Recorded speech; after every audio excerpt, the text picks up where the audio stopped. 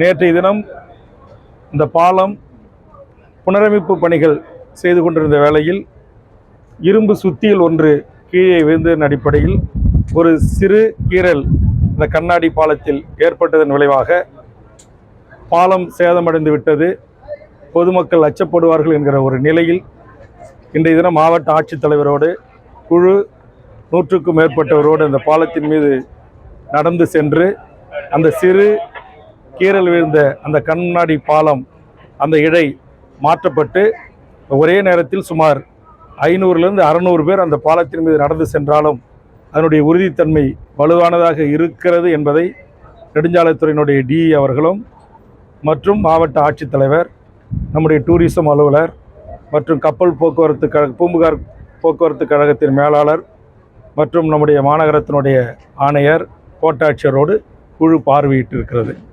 ஆக பொதுமக்கள் யாரும் அச்சப்பட தேவையில்லை. பாலம் மிகவும் உறுதித்தன்மையோடு பொதுமக்கள் வந்து பார்த்து செல்வதற்கு ஏதுவாக இருக்கிறது. தற்போது கூட காலையிலிருந்து பொதுமக்கள் அந்த பாலத்தின் வழியாக கடந்து திருவள்ளுவர் சிலையை பார்த்து செல்வதற்கு மாவட்ட ஆட்சித்தலைவர் அனுமதித்திருக்கிறார்கள். புதிய பரிந்துரைகள் ஏதாவது இருக்கிறதா? குழு இங்கே ஏற்கனவே எப்படி இந்த பாலம் அமைக்கப்பட வேண்டும் என்று சொன்ன தருணத்தில் தமிழ் அறிஞர்கள், தமிழ் உணர்வாளர்கள் கூட்டமைப்பின் சார்பாக குழுவுக்கு ஒரு கோரிக்கை வரப்பட்டிருக்கிறது. அந்த கோரிக்கை என்னவென்றால், ஒரு சில பேர் சுவாமி விவேகானந்தர் பாறைக்கு சென்று வருவதை விரும்ப மாட்டார்கள். உதாரணத்துக்கு இப்போ இஸ்லாமியர்களோ கிறிஸ்தவர்களோ கூட ஒரு சில பேர் இந்து மதத்தின் சார்பால் போற்றப்படுகிற அல்லது வணங்கப்படுகின்ற சிலை விவேகானந்தர் என்கிற ஒரு புரிதலோடு மறுதளிக்கலாம் அவர்கள்.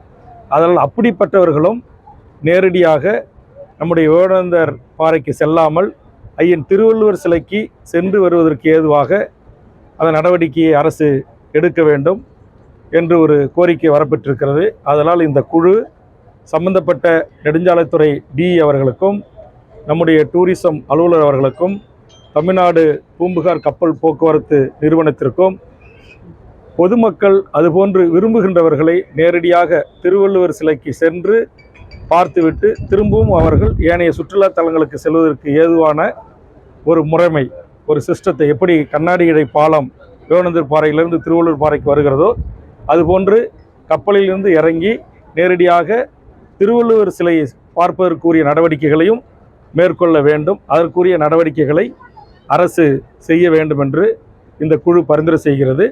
3 துறையோடு நம்முடைய மாவட்ட ஆட்சித்தலைவரும் கலந்து ஆலோசனை செய்து முறையாக மாவட்ட ஆட்சித்தலைவருடைய பரிந்துரையோடு அரசின் கவனத்திற்கு எடுத்து சென்று கண்டிப்பாக இந்த கோரிக்கை நிறைவேற்றுவதற்கு ஒரு பரிந்துரையை அரசுக்கு தமிழ்நாடு அரசு உரிமை குழு வழங்கியிருக்கிறது.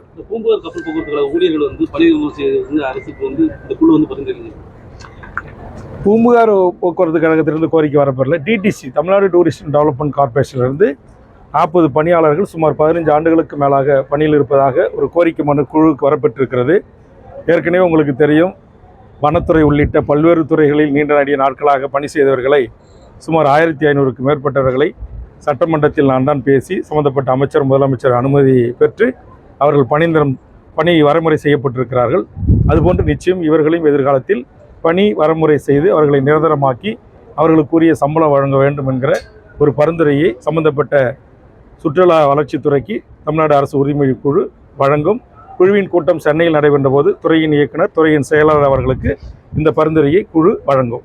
செய்திகளை உடனுக்குடன் தெரிந்து கொள்ள கீழ்கண்ட கேபிள் மற்றும் டிடிஹெச் நெட்வொர்க்குகளில் எம்நாடு செய்தி தொலைக்காட்சியை காணுங்கள். பாதகம் செய்பவரை கண்டால் நாம் பயம் கொள்ளலாகாது பாப்பா.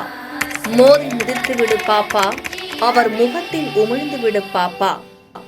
அண்மை செய்திகளை உடனுக்குடன் தெரிந்து கொள்ள இணைந்திருங்கள் எம்நாடு தொலைக்காட்சியுடன்.